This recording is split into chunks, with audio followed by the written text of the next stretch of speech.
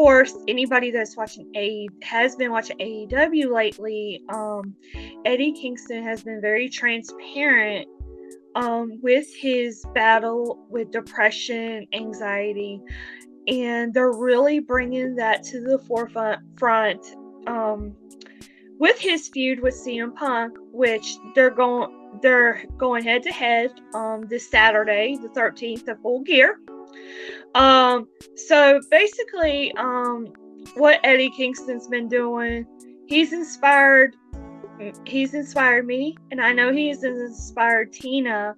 And we wanted to kind of talk about that and kind of talk about what we kind of go through too. So I'm gonna turn it over to Tina quick, and we'll just go through a couple things and talk about how much Eddie Kingston is really inspiring us. So Tina. Yes, if you guys have been keeping up with Eddie for the past couple weeks, you know, he started off with his match with Bryan Danielson and saying that, you know, every day is a fight. And so, you know, that spoke to me because I've always felt like every day is a fight too. And then, you know, it just kept going. And so, you know, he started this feud with CM Punk, and he really went in a little bit more detail about it. And a couple days ago, as of this recording, he put out an article with the Players Tribune, and he just kind of went through his life story. And if anyone has not had a chance to read that, go read Eddie Kingston's article. It is absolutely fantastic. He really opens himself up and just pours his heart onto paper, and it's just beautiful. And so I don't know if he's ever going to see this, but thank you so much for writing that. That meant so much to us. So Sarah, Yes. do you want to talk? Well, we'll put the link to the article in our description, so Right. you know, can get so people can click on it and see what we're talking about. So I know I've mentioned it a few times on the show, and Tina's starting to now for me, I won't go into grisly details or anything, but so about 5 years ago, I 5 years ago, I was going through a really tough time with my friends. I was getting angry all the time. I just remember feeling so overwhelmed by stuff that I think there was a lot of life changes going on. The kids were growing up and stuff. I have 2 nephews, a nephew and a godson. And a lot of times I felt like I didn't have nobody.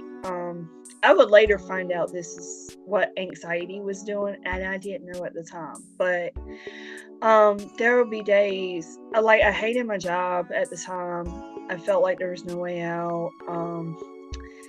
And things would just get so overwhelming to the point where I would start thinking I was like, if I really take this whole bottle of Tylenol and just take it, I wonder how long it'd be before somebody found me. And I would never do it because 1, I was a chicken, and 2, I had my dog and my cats. I didn't, I was like, that would kind of be bad. And thankfully that never happened, but it is, whatever was going on with me, it didn't stop from me having that type of thought when things would get too rough or whatever. Now, as I grew up, I kind of knew there was something going on, but I didn't know what. Over the years, I had people tell me, "Oh, you're just being dramatic. You're a drama queen. Just stop." Oh my goodness. All the time. Yes. Like, you're overreacting. Stop. It ain't that serious, or things like that. So right before my diagnosis with premenstrual dysphoric disorder, and I'll get to that in a second, I got in a fight with my best friend and one of our other really good friends. Basically, I took a post out of context and it just blew up. It was awful. You know, I think it was just a misunderstanding on my part, and my anxiety came into play, and I'm like, they're leaving me behind. They don't want me to be with, like, they didn't want me to be a part of something, and I was just getting upset for no reason. So, like I said, I didn't know at the time this was my anxiety. And, anyway, things were awful. And I was just losing it, crying, carrying on. I remember I drove to my church hoping that the pastor would be there, because I was like, something's going on. Why am I feeling like this? I'm feeling like my world is ending. What's going on with me? But he wasn't there that day. But the drive did me some good. After a few days, things did calm down. We talked it out. And I just kind of felt some type of way afterwards. And a week or two later, I was at church. We had some kind of thing going on. I can't remember what. But, you know, I said this in our interview with Ricky, TMI, but periods started at church, and it was like something clicked. I don't know, it was because I was at church, like God's way is sending me this message or what, but I was like, I wonder if there's a connection to this. So I look up PMS because, it's very, very common, PMS is. And I come across premenstrual dysphoric disorder, PMDD. And that's a severe type of PMS. I mean, times infinity. And I'll just say it like that because, it's not just your normal PMS. Your moods are worse. Your pain is worse. All these things, and it's very heightened 1 to 2 weeks before you menstruate.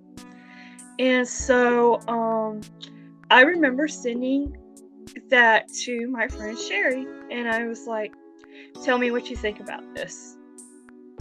And she responded back to me immediately and said, you need to see a doctor as soon as possible. So I set up an appointment, and he said, yeah, you're a candidate for it. So that's when he prescribed me Zoloft. I didn't get anxiety meds at the time, but he prescribed me Zoloft, and things started to get better. When I started taking Zoloft, it was probably within a few days I really noticed the change. I knew before I couldn't sleep. I was constantly on Twitter. Like, in the back of my mind, I always thought something was going to get me, or I was having that paranoia, like that feeling. And, but I was sleeping better. I could tell that I was a lot more calm. I wasn't jumping to conclusions. All that. So everything kind of seemed fine. And I was like, great. I know what's going on with me. I have a lot of learning to do. I'm still learning. It's been 5 years. I'm still learning. So one of the main things is if I'm having like a meltdown or something, I have to tell myself, it's not you. It's this PMDD. It's your anxiety. I join groups, and that there's tons of advice on depression groups and stuff like that. One of the things like count to 5 or something like that. So I thought everything was fine up to that point, until 2 years ago. and everything seemed to be okay, but I had met somebody, and this is where I'm gonna bring Eddie in. Eddie in his article talked about a friend who reached out to him via mail because he had dropped out of, he kind of dropped off the face of the earth. And this reminded me of this time, and in a way. And so I'll say 3 years ago. 3 years ago, I had just got back from the Bahamas. I had a good time. I had an anxiety attack in the Bahamas, but I, wasn't too terrible. Took a nap and I was fine. But I met somebody at work. He started right about a week after I got back from the Bahamas, and needless to say, I really liked him, and he seemed like a really good person and everything, but I was always told he was trouble. He's got a lot of problems, blah, blah, blah. Well, we had a lot in common. We got along really well, and of course, developed feelings, and he told me he wasn't ready for a relationship. I said, okay. And he kind of led that on for a few months, and he ended up being with somebody. He ended up being with somebody else, and I found out on Facebook. And it was a huge, huge trigger. And up to that point, I haven't dated because I went through a really tough time with an ex. He was manipulative, gaslighting, he lied a lot, he told me what I wanted to hear, these things like that. So I was just, it was already hard for me getting back to that point. So it was a trigger for me. And so when all that happened, it just kind of took me to a place where, why am I not good enough? And all of a sudden, I started cutting myself. I mean, it was easy access. My line of work, we do a lot of medical stuff with animals. So we had like scalpels and stuff available. It's very easy to get. And sometimes when I felt overwhelmed, I would just grab a scalpel, hide, and do what I needed to do, and cry. And I knew something wasn't right, and I was trying to keep it a secret, and I just knew something wasn't right. And at that point, the medicine I was taking, they added me on anxiety meds at that time, I believe. Like before, maybe about a year or so before, I can't remember. But it had been a while since they had been adjusted. I was going to a clinic somewhere about 45 minutes from me. And I really didn't like them because they were more concerned about doing ultrasounds and stuff. Basically, I paid $250 a visit, and they were still charging me to do ultrasounds and stuff. And I'm like, no, I done gave you I think I saw them 3 times. I'm like, I done gave you $750,000, and y'all want more money? It was like they were more concerned about that versus watching my medicine intake. And so anyway, so this only went on for a couple months, but it was enough to, I remember when I first started doing it, that freaked me out. I immediately texted my cousin and was like, I don't know what to do. What am I doing? And but it's only went on for a couple months, and my boss's wife caught me cutting myself at work. And I just remember literally breaking down. I mean, not just regular crying. It was like screaming, crying, like it was bad. And she got me through it. She's actually a doctor, but she's in swine nutrition. But doctor, nevertheless, she's very smart. She said, not only are you dealing with this, because she knew about my condition. She said, not only are you dealing with this, but you're internalizing a lot of things that have happened to you over the years, and that's why you're going through this. So from there, the next day I came into work. I should have took time off, and I never did, because I love my animal, my pigs. They bring me so much joy. I don't want, that's why I love going to work. I love my pigs. And I remember going into work the next day, and my boss actually I talked to him, and he said, I have no doubt in my mind that your meds are screwed up. So I went to the doctor, and they told me the name of their doctor, and they found a therapist for me. And I went to the doctor, and I was diagnosed with severe depression. So not only was I dealing with the PMDD, I was dealing with depression, and I had no idea. And the other place I was going to, it was like they didn't care to see if there was something else going on with me. And so that was really hard. It was a very tough time. For me, it was a very long road. It's been a long road. Eddie is so transparent, and everything that he says is so true. Every day's a battle. I can tell you this. For me, the hardest thing for me every day is waking up to face the day. It is so hard. I can't tell you how hard it is.